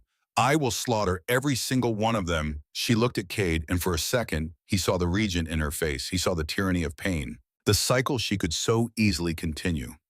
She stopped. Her hands were shaking. "No," she whispered to herself. "No, that is what he would do. That is what they trained me to do." She looked at her hands as if seeing them for the first time. "I do not want to be them," she said, her voice breaking. "But I do not know how to fight them without becoming them." She reached for Cade, not grabbing this time, but asking. "Help me," she said. "Help me find another way." Cade did not pull away. He held his ground. He took her face in his hands, forcing her to look at him. "You don't need to own me to have me on your side," he whispered. He leaned in, his forehead resting against hers. Their breath mingled. Sarah trembled. She looked at his mouth, then his eyes. "I don't know how to want something without taking it," she admitted, her voice breaking. "That is what we are taught. Desire is conquest." "No," Cade said. He brushed his thumb over her cheekbone. "Wanting is not taking. It's asking." Sarah went still. The rage drained out of her, replaced by a terrifying vulnerability. She looked at him like he had just spoken a language she had never heard but always understood. "Can I?" she started, then stopped. She tried again. "Will you stay with me?" Cade smiled. It was a small, sad, real smile. "Yes." He stood up, pulling her with him. "Now let's get the proof and get out of here." They moved to the central column. Sarah interfaced with the crystal, extracting the data canonical. It formed a sphere of white light in her hand, a living proof sphere that contained the unedited footage of Torin and the security chief. "We have it," she said. As soon as she touched the sphere, a loud chime echoed through the vault. "Data extraction detected. Archivist protocol initiated." A beam of light shot down from the ceiling, hitting both of them. It was not painful, but it felt like being dipped in ice water. On Cade's forehead and on Sarah's cheek, a glowing white symbol appeared. It was the mark of the vault, intricate and unmistakable. "What is this?" Cade asked, rubbing his head. Sarah looked at him, her face pale. "It is a truth brand," she said. "The vault marks those who steal its secrets. It glows on every scanner. It cuts through every cloak." She looked at the sphere in her hand, then at Cade. "We are not just fugitives anymore, Cade. We are lighthouses. There is nowhere in the galaxy we can hide." Cade looked at the glowing brand on her face, then down at the proof that could save or end the world. "Then I guess we better run fast," he said. They turned and ran back toward the skiff, two glowing stars in the dark. They needed a broadcast key. The proof sphere was worthless if they could not show it to the galaxy. And the only ones who dealt in that kind of power were the Laughing Hand, a cabal of satirists, poets, and hackers who believed the only way to survive tyranny was to mock it. Sarah contacted them via encrypted channel. The response came in the form of coordinates and a challenge. "Prove you can handle the timing. Make Senator Drax a punchline at the museum gala tonight." The Gilded Epic was a colossal museum ship that drifted through the neutral zones of the capital sector. It was a playground for the ultra-rich, a place where senators and warlords mingled to trade secrets and appreciate art looted from dead civilizations. Sarah and Cade arrived in stolen finery. Sarah wore a gown of shifting silver that caught the light like water. Her truth brand glowed faintly on her cheek, but she had covered it with a veil of spun gold. Cade wore the uniform of a minor noble, uncomfortable and itchy. The ballroom was breathtaking. The ceiling was a transparent dome revealing the starfield, while the floor was a suspended ocean of liquid gold that rippled beneath the guests' feet. Hundreds of Zarathi nobles in gravity-defying gowns and ceremonial armor mingled, their laughter tinkling like broken glass. Sarah moved through the crowd like a shark in a koi pond. She had been raised in rooms like this. She knew the rhythm of the court, the unspoken language of power and submission. Cade, however, was struggling. He walked with the heavy, grounded stride of a soldier, not the floating gait of a courtier. "Ah, Duchess," Cade boomed, intercepting a tall woman with feathers growing out of her shoulders. "You look aerodynamic, like a shuttle in re-entry." The Duchess stared at him, horrified. Cade pivoted, nearly knocking over a tray of drinks held by a hovering server bot. "And you, Senator, your tunic, it is the color of fermented algae, very rustic. Reminds me of the swamps on my estate." Three nobles gasped simultaneously. A silence rippled outward from Cade's location. Sarah swept in, grabbing Cade's arm with a grip that could crush stone. "Cousin Valen has been drinking the engine coolant again," she whispered loudly to the shock group. "Please forgive him. The outer rim has very little oxygen.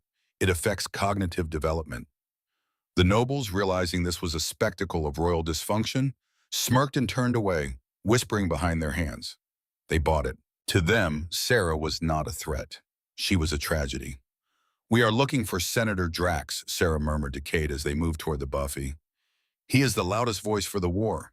He claims the humans killed his grandmother. They found him holding court near an exhibit of floating sculptures." Senator Drax was a massive man, loudly recounting a battle he had never been in. "Princess!" Drax boomed as she approached. He did not bow. He looked at her with a mixture of lust and contempt. "I heard you were unwell, seeking therapy for your unnatural urges." The circle of arms manufacturers chuckled. Sarah smiled. It was a terrifying smile. "Senator," she said, her voice projecting clearly over the crowd, "I am simply fascinated by your dedication to the war effort. I heard you even donated your own grandmother to the cause." Drax blinked. Excuse me?" "The humans," Sarah continued, widening her eyes innocently. "You said they ate her, which is tragic. But I was confused because I saw your grandmother this morning. She was at the Grand Bank depositing the check you received from the Void Steel Munitions Corporation." The room went quiet. Void Steel was the primary contractor for the proposed war fleet. Drax turned purple. "That is a lie. My grandmother is—" "Alive," Sarah interrupted. "Yes, I know. She told me she is very proud of you. She said, my grandson is so talented. He managed to sell a war that hasn't happened yet for a fleet that doesn't exist, to fight an enemy he invented. She calls you little profit margin." Someone in the back snorted, then a titter of laughter. Drax sputtered, looking around. The manufacturers were backing away, looking at their shoes. The bribe was an open secret, but stating it so plainly, framing it as a grandmother's pride, it stripped the dignity away. "It must be hard," Sarah sighed sympathetically. "Keeping all those lies straight. You should write them down. Oh, wait. You did, on the invoice."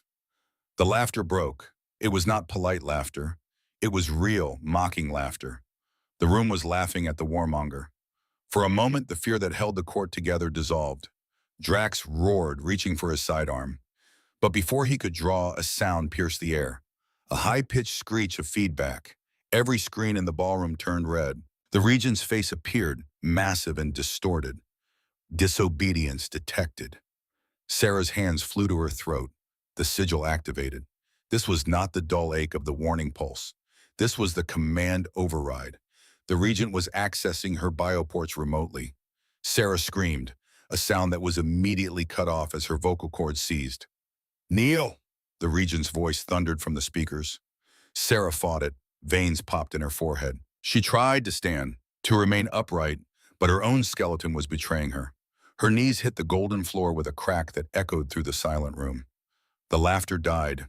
The crowd watched, terrified and fascinated, as their princess was folded like a paper doll by an invisible hand. "Look at her," the regent sneered. "The corruption brings her low. See how the human toxin weakens the royal blood. She cannot even stand." Tears of pain and humiliation streamed down Sarah's face. She was exposed, helpless, a puppet on a string for the galaxy to pity. Then a shadow fell over her. Cade was there. He did not attack the screens. He did not yell at the crowd. He dropped to his knees in front of her. He unbuttoned his coat and spread it wide, holding it up like a shield. He blocked the cameras. He blocked the staring eyes of the court. He created a tiny private world in the middle of the nightmare.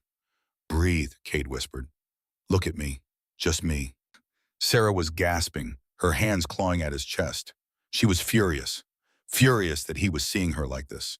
Furious that she needed him. I hate you, she choked out, the words squeezed through the pain.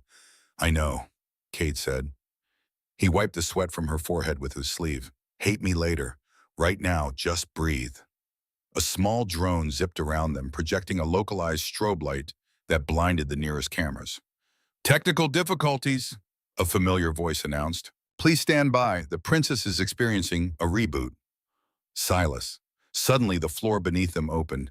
A maintenance hatch slid back, and a weathered face appeared. Timing is everything, Master Reynald grinned, his eyes twinkling with dangerous intelligence. Down here, quickly. Cade scooped Sarah up. Her legs would not work, the sigil still locking her motor functions. He jumped into the dark, pulling the coat over them both as the hatch slammed shut, leaving the gala in chaos. They were in the maintenance spine of the ship, a long, freezing tunnel lined with crates of cryogenically preserved art. The air was frigid, misting with their breath. Cade set Sarah down on a crate containing a frozen sculpture of a three-headed lion. The sigil had released its grip as soon as the signal was blocked by the ship's hull, but Sarah was still shaking. She wrapped her arms around herself, staring at the floor. That was effective, Reynald said, dusting off his robes. He was an elderly Zarathi man, his skin weathered like old leather.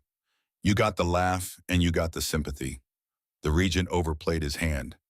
Showing that kind of cruelty live, it makes people uncomfortable. Go away, Sarah whispered. Reynald nodded at Cade. I'll be in the forward cabin. We have the broadcast key location you wanted. But you need to fix your soldier, human. She's vibrating. Reynald walked away down the tunnel. Cade turned to Sarah. Are you hurt? Sarah looked up.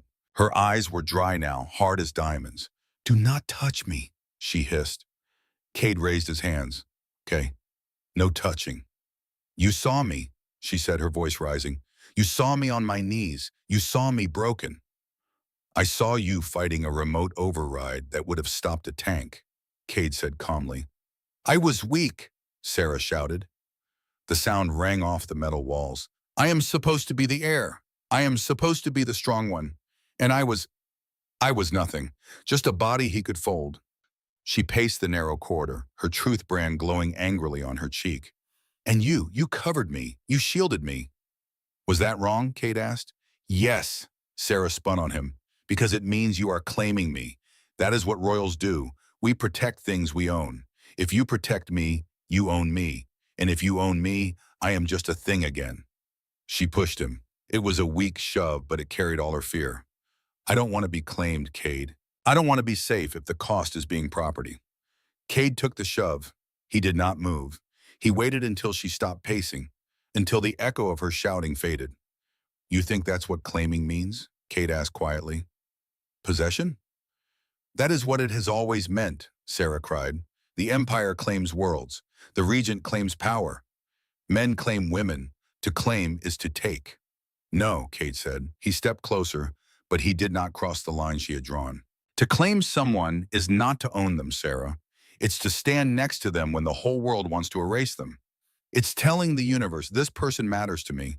And if you want to hurt them, you have to go through me first. He looked her in the eye. I threw that coat over you because I did not want them to have the satisfaction of seeing you in pain. Not because you're mine, but because I am yours. Sarah froze. The words hung in the cold air. I am yours. That is dangerous, she whispered. To be mine is to be a target.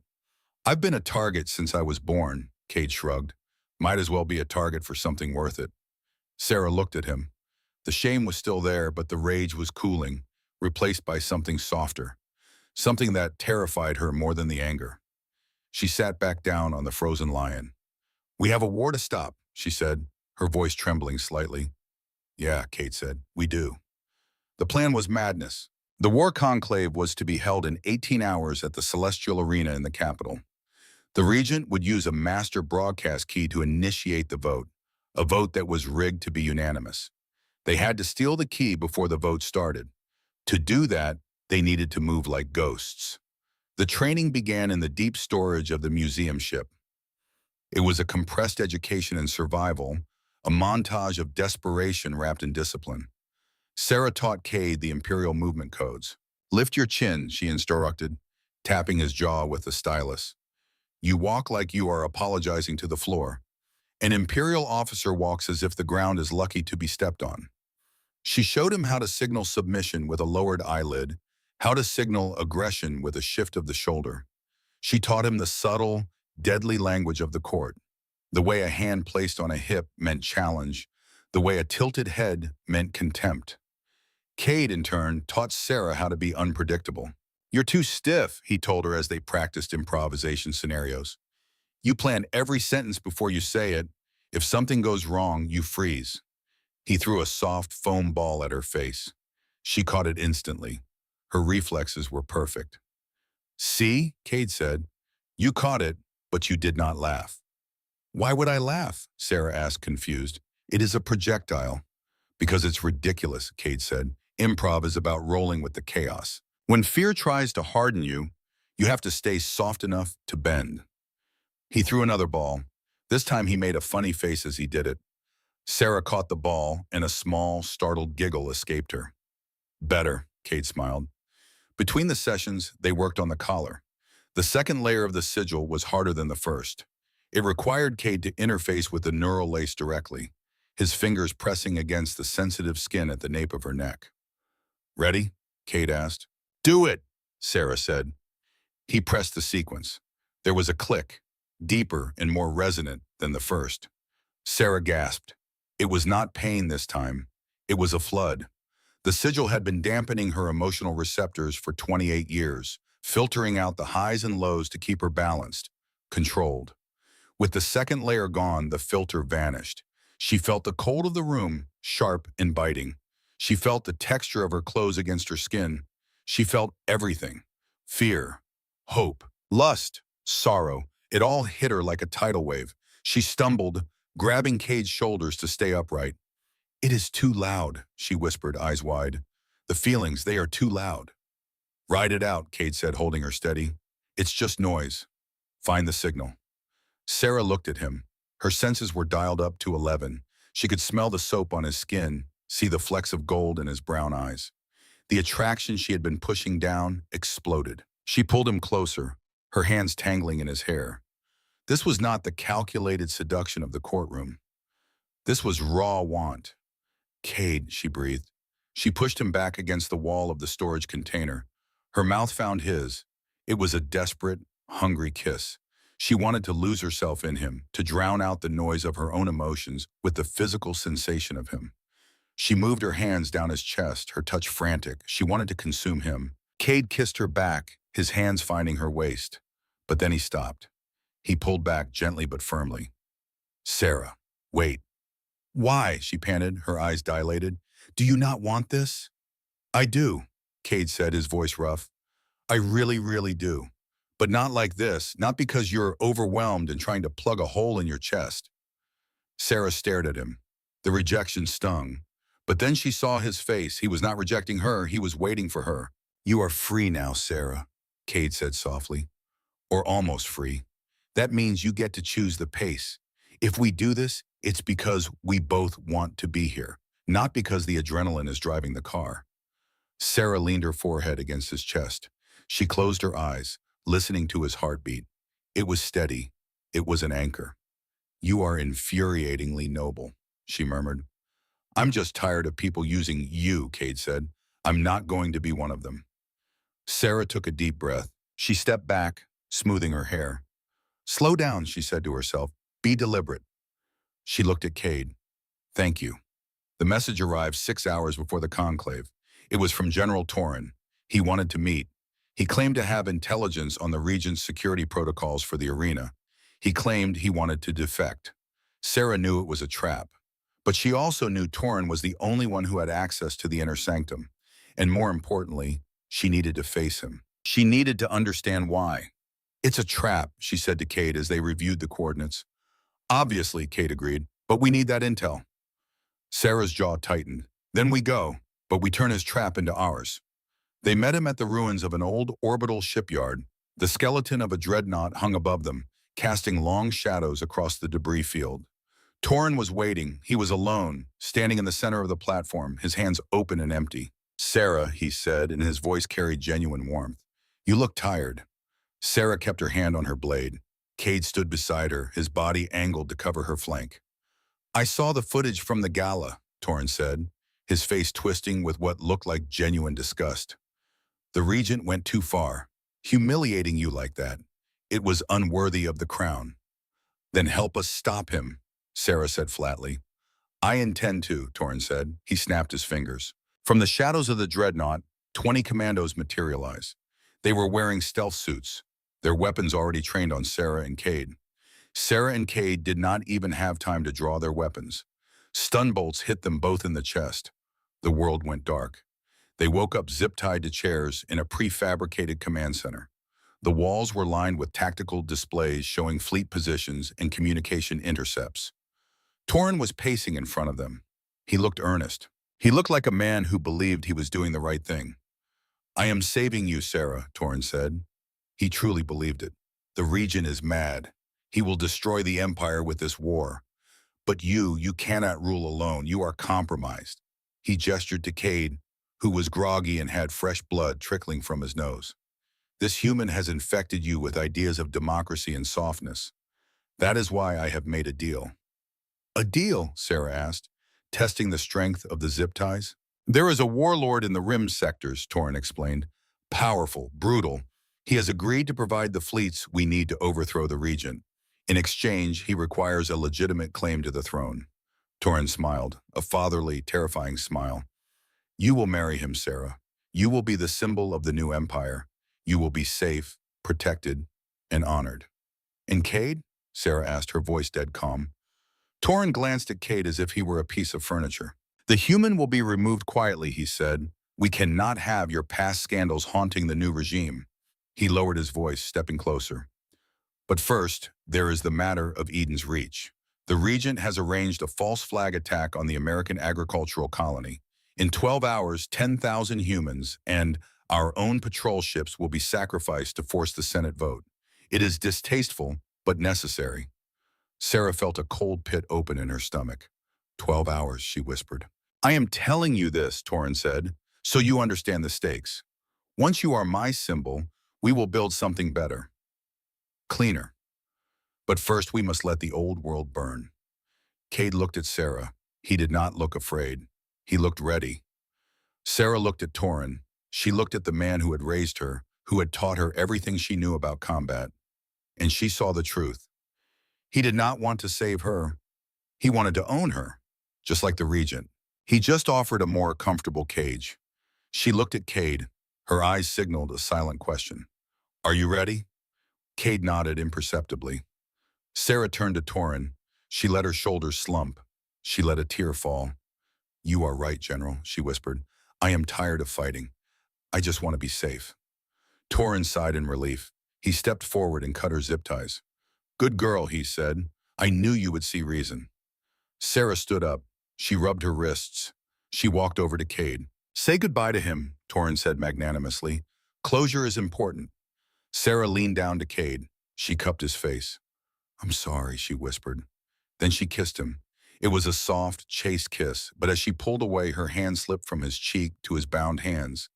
She pressed something small and cold into his palm.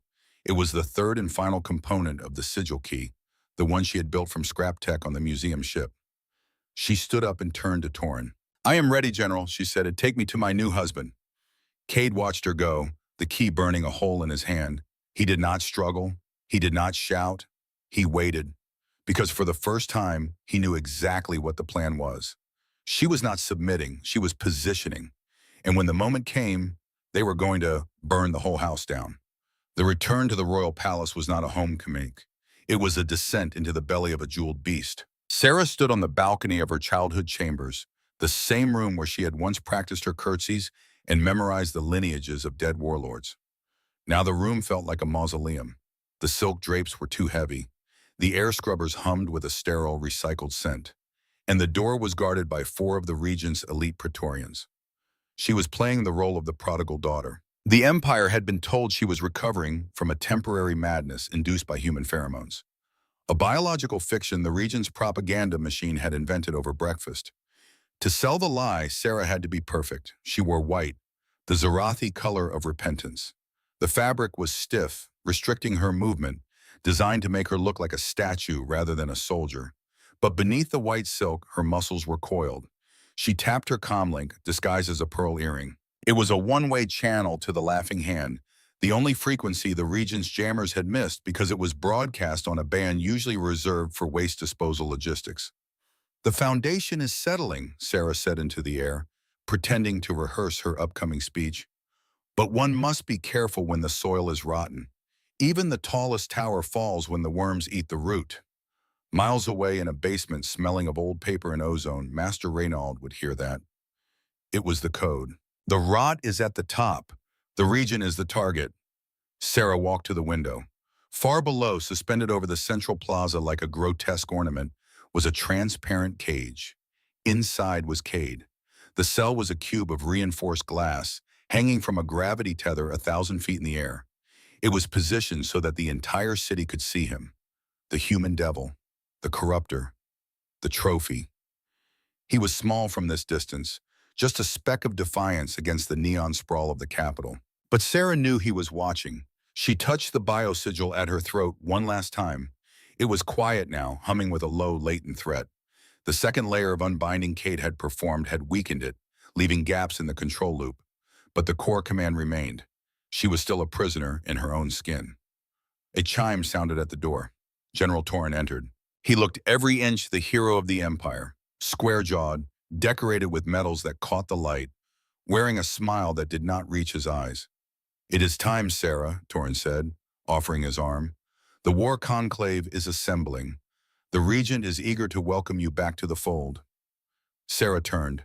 She let her eyes widen, feigning the fragility they expected. "I'm afraid, General," she whispered. "The crowds, they will judge me." "They will love you," Torrin assured her, guiding her into the corridor, "especially after the vote. Once the war is declared, you will be the face of our righteous fury." He lowered his voice as they walked past the guards. "And remember, tonight you play the part. Tomorrow, after the vote, we move against the Regent." Sarah's step did not falter. "I understand. Let us go make history." High above the plaza, Kate Ashford was trying not to look down. The floor of his cell was glass. Between his boots and the hard duracrete of the city below was nothing but 1,000 feet of wind and vertigo. The cell was cold, designed to keep him shivering and weak. But Cade was not thinking about the cold.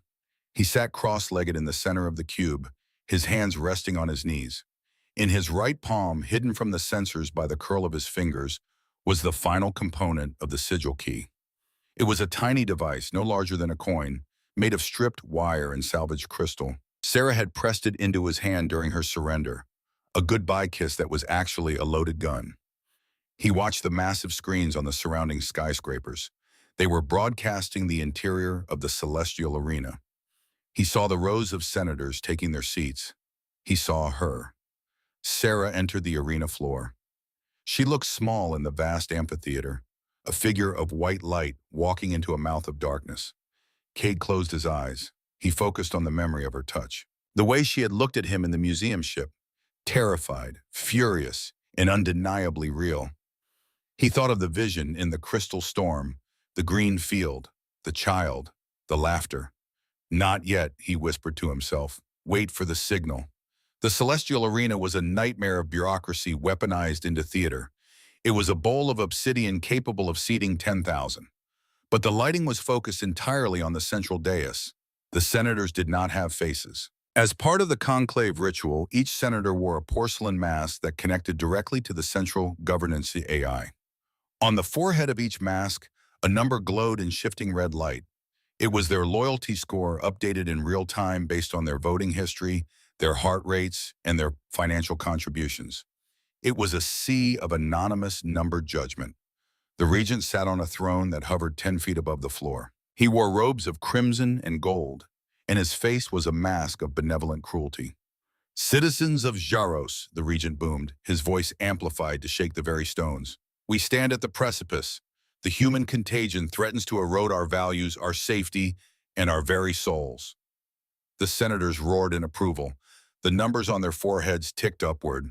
But, the regent shouted, raising a hand, even the infected can be cured. A spotlight slammed down on Sarah. She stood at the foot of the dais, the white dress shimmering. My niece, the regent declared. She was led astray by the lies of the outsider. But she has returned. She has submitted. She has remembered who she is. The regent leaned forward, his amber eyes boring into her. Speak, princess. Tell the conclave what you have learned. This was the test. The biosigil at her throat flared. Sarah felt the familiar intrusion, the cold metal fingers of the AI pressing into her mind, searching for the script she had been conditioned to speak. Say it, the sigil commanded. I was lost, Sarah stammered. Her voice echoed in the silent arena. Say it. The human corrupted me. The human... Sarah fought the words, her jaw locked. The weakened sigil was struggling to bridge the gap between the command and her vocal cords. She used the stutter, the hesitation, to buy time. The human showed me... The regent frowned. The script was drifting. He showed you the darkness, the regent prompted, his voice hard. He showed me, Sarah said. And in that moment, in the glass cage 1,000 feet above the plaza, Cade Ashford opened his eyes. That's my cue. He pressed the component in his palm. He did not just activate it. He jammed his thumb into the exposed circuitry, using his own bioelectric field to ground the connection. He visualized the frequency Sarah had taught him, the specific harmonic resonance of the collar. Break, he commanded. The shockwave hit Sarah like a lightning strike. It did not come from the outside. It came from the base of her skull. A sound like a cracking whip exploded in her ears. The biosigil, which had been a part of her body for 28 years, suddenly screamed and died. The blue light at her throat flickered and went black. The weight of the metal remained, but the presence, the cold, monitoring intruder in her mind, vanished. For the first time since she was a child, there was silence in her head. Sarah gasped, dropping to one knee. The physical sensation was overwhelming. It was like taking a breath after being underwater for a decade. Her nerves fired without a filter. She felt the texture of the floor, the heat of the spotlight, the thrum of her own heart.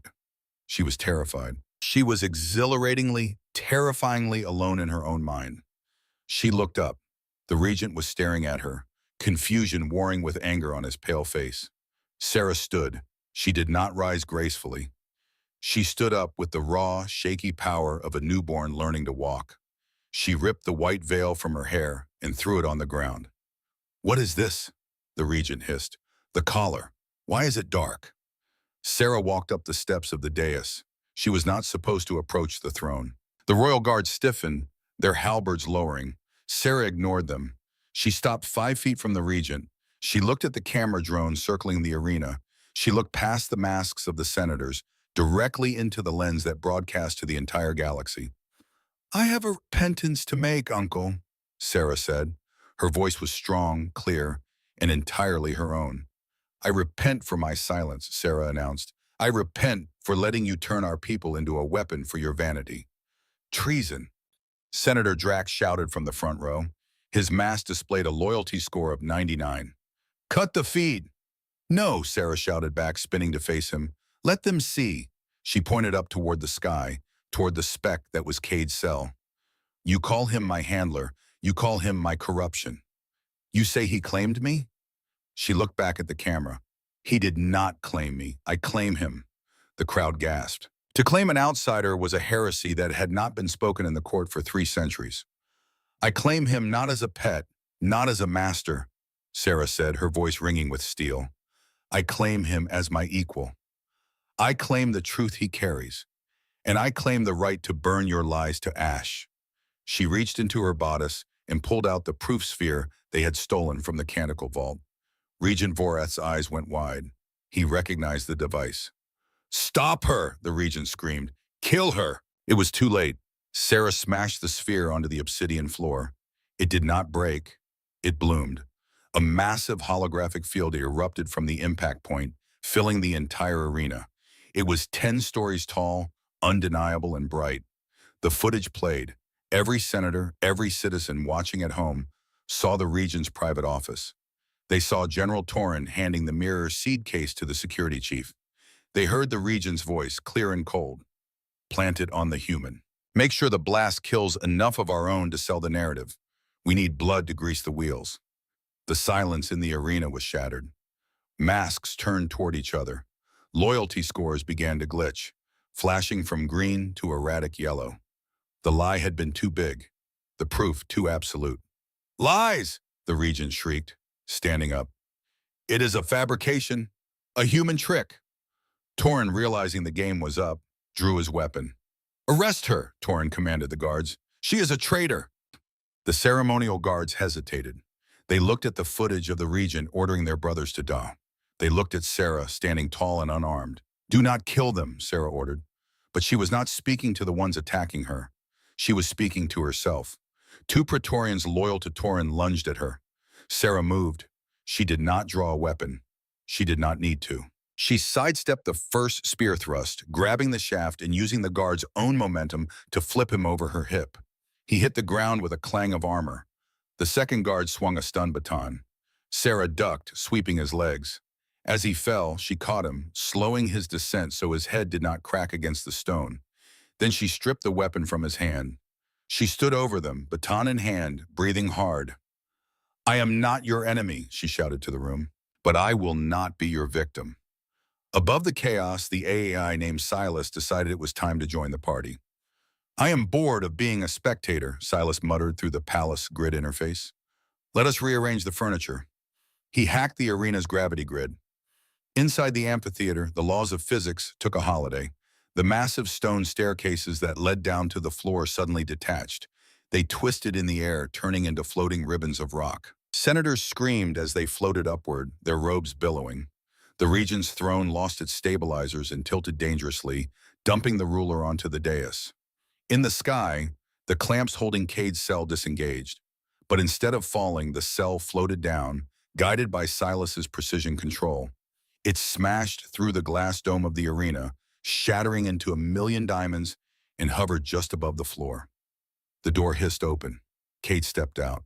He looked at the chaos, floating senators, fighting guards, and Sarah standing in the center of the storm. He grinned. You really know how to throw a party, princess. Sarah turned to him. Her face was flushed, her hair wild. She looked magnificent. You are late, she said, tossing him a stolen stun baton. Traffic was murder, Cade replied, catching it. Then the music started. The laughing hand had been waiting for the signal. As soon as the proof sphere triggered, Master Reynald executed his payload. The martial drums of the imperial anthem that usually played during the conclave were cut. In their place, a jaunty, discordant tune blared from every speaker in the city. It was a satirical ballad, popular in the lower districts, played on kazoo and synthesizers. Oh, the Regent has a very tall chair, to hide the fact there's nothing there. He builds a war to hide his fear, but runs away when the truth comes near. The juxtaposition was lethal. The terrifying guards, the screaming Regent, the floating senators, suddenly set to this ridiculous music. They did not look scary. They looked absurd. Laughter began to bubble up from the terraces. Citizens who had been cowering started to point. The spell of fear was breaking, dissolved by the acid of ridicule. Stop this, General Torrin roared. He was not laughing, he was furious. He activated his personal gravity boots, anchoring himself to the dais. He leveled a heavy disruptor pistol at Sarah. He did not fire. He charged. Torrin was a veteran of 3 wars. He moved faster than the guards. He tackled Sarah, slamming her against the base of the toppled throne. You fool, Torrin hissed, his face inches from hers. You destroyed the plan. I destroyed the lie, Sarah shouted, grappling for his weapon. The Regent is weak, Torrin yelled, overpowering her. That is why we needed the war. War purifies, Sarah. It burns away the rot. It makes us strong. He dragged her up, using her as a human shield against Cade, who was sprinting toward them across the floating debris. You will come with me, Torrin shouted, backing toward a private exit. We will go to the rim. We will build an empire of iron, not this soft decadence. You will be my symbol, Sarah. You will inspire them to bleed. Sarah felt the cold barrel of the gun against her temple. She looked at Cade, who had frozen, his eyes wide with fear for her. She looked at Torin. She saw the madness in his eyes. He did not want a partner. He wanted a hood ornament for his tank. I am not a symbol, Sarah said. Her voice was quiet, but it cut through the kazoo music like a blade. She slammed her head backward, driving her skull into Torin's nose. Bone crunched. Torin roared in pain, his grip loosening for a fraction of a second. It was enough. Sarah spun. She did not punch him. She grabbed his wrist, the one holding the gun, and twisted it, using a joint lock Torin himself had taught her when she was 12. The gun clattered to the floor. I am not the Regent's puppet, she shouted, kicking Torin in the chest. She drove him back. And I am not your prize. She delivered a roundhouse kick that connected with his helmet, sending him sprawling off the dais. Torin slid across the obsidian floor, coming to a stop at Cade's feet. Cade looked down at the general, then raised his eyebrows at Sarah. I think you made your point. Sarah stood, panting, her chest heaving. She looked at Torin, disarmed and defeated on the ground. She raised the stun baton. She could kill him. After everything he had done, everything he had taken from her, she had every right. But she stopped. No, she said, you will stand trial. That is honor. She looked at the regent, who was cowering behind his throne. She looked at the confusion of the arena. The empire was not fixed. It was broken. But it was broken open. We have to go, Cade said, grabbing her hand. The Praetorians are regrouping. They'll kill us both just to stop the noise. Where? Sarah asked. The sky is full of drones. Down, Cade said. He pointed to a maintenance grate that had been blown open by the proof sphere's impact. Below it, deep in the foundations of the city, flowed the underlight canals, rivers of coolant and bioluminescent waste that ran like veins beneath the capital. Sarah looked at Cade. She looked at the hand he offered. It was not a command, it was an invitation. She took it. They jumped. They hit the water hard. It was warm and smelled of chemical lemons. The current was fast, dragging them away from the arena, pulling them deep into the neon-lit tunnels of the underworld. Above them, they could hear the whine of pursuit drones. Red lasers sliced the water, boiling the surface. Swim, Sarah choked out, spitting coolant. They dove. The canal was a surreal tunnel of light. Pipes glowing with blue and green energy lined the walls. They swam through the submerged architecture of the old city, dodging rusted girders and floating debris. The drones were getting closer. Sarah could hear the high-pitched whine of their engines echoing off the water. Silas, Cade yelled into his comm. We need an exit. I am detecting a sluice gate 300 meters ahead. The AI's voice crackled in their ears. It leads to the debris fields. But it is closing. They swam harder. Sarah's lungs burned.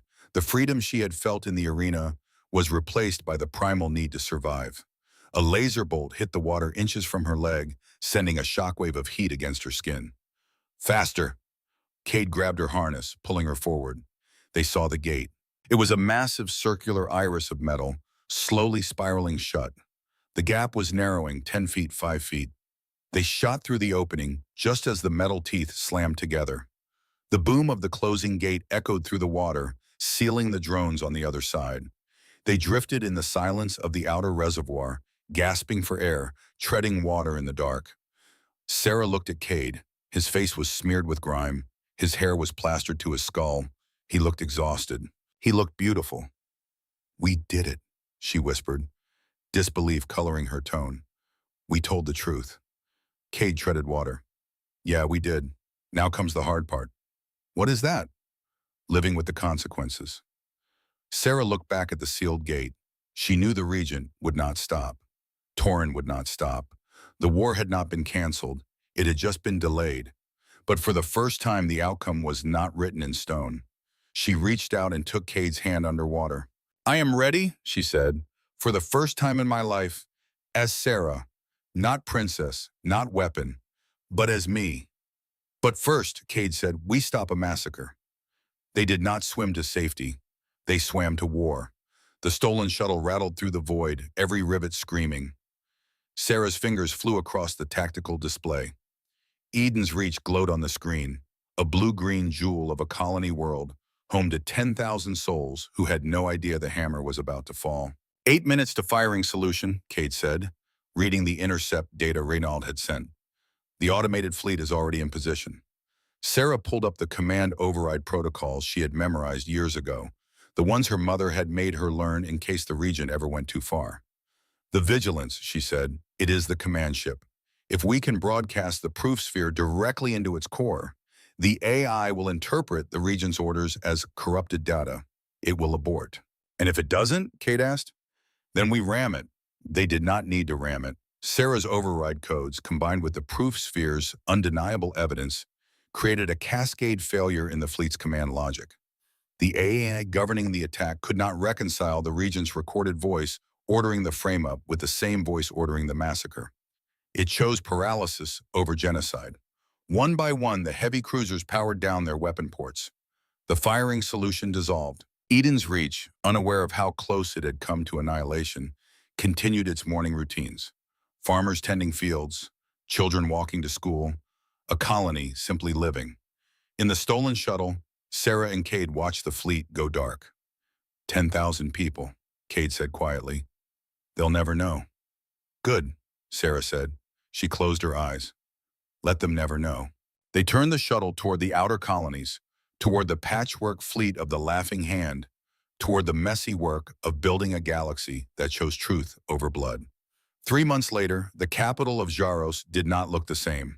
The neon cold lights that had once made the city look like a beautiful prison had been softened.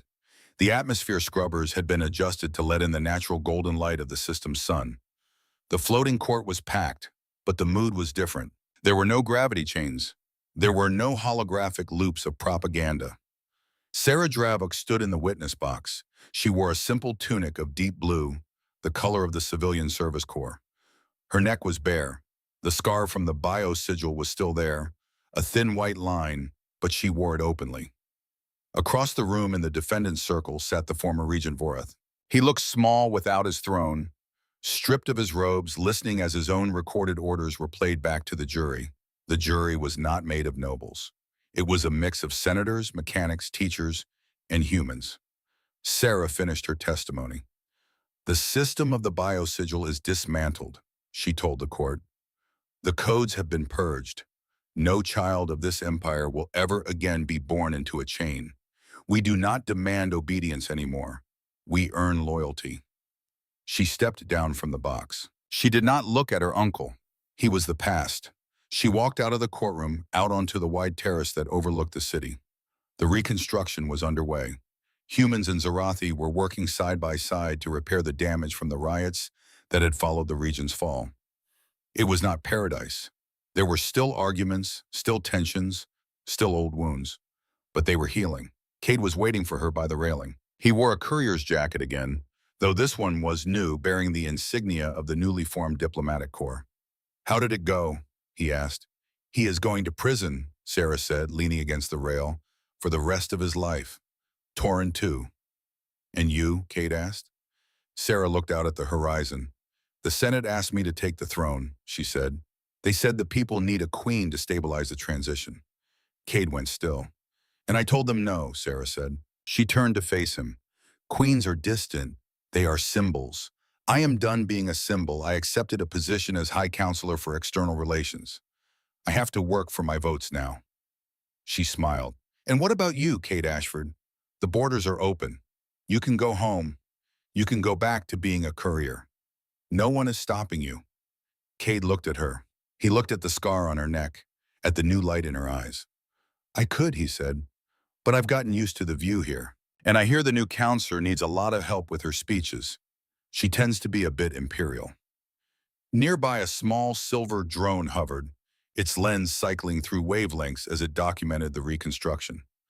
I calculate a 67% chance this piece will hold, Silas announced, which is, statistically speaking, better odds than your escape plan. I am upgrading my assessment of organic decision-making. Sarah smiled. High praise from you, Silas. Do not let it go to your head, counselor. Further along the terrace, Colonel Reese Gannon stood with a group of new security recruits. The weathered American military officer had joined the Laughing Hand's forces during the final hours, helping Cade escape his floating prison. Now he trained the new guard in a different philosophy. Real strength, Ganon told them, is choosing mercy when you have the power to destroy. The princess taught me that. Remember it. Well, there. Recruits nodded, listening. Far away in the black market station called the Marrow, an old man sat alone in his shop. Thaddeus Verne's mechanical eye had been removed. Imperial credits could not buy back what he had sold. He did not know that Sarah had sent word to the new coalition courts. Leave him be. Some debts are paid in shame, not blood. The archive remained open. But Thaddeus no longer took visitors. Some betrayals cannot be forgiven. So you are choosing to stay? She asked. So you are choosing to stay? She asked plainly. No chains? No debt? Cade reached out and took her hand. His thumb brushed over her knuckles. No chains, he said. Yes, I'm staying. Sarah stepped closer to him. The distance between them vanished. She felt the warmth of him, the solid reality of a partner who had seen her at her worst and stayed for her best. She looked out at the city, then back at Cade. She thought of the vision in the crystal storm, the green field, the laughter, the child running between them with arms outstretched. In the storm, she said softly, I saw a future. We were free. We were happy. Cade remembered. The green field. I chose that one, Sarah said. Out of all the possible futures, I chose that one, and I think we're building it. One choice at a time. Cade smiled. Then let's keep building. She tilted her head, a playful glint appearing in her dark eyes. You know, she murmured, her voice dropping to that low, dangerous register she had used in the interrogation room so long ago. I told you once. What? Cade asked, mesmerized.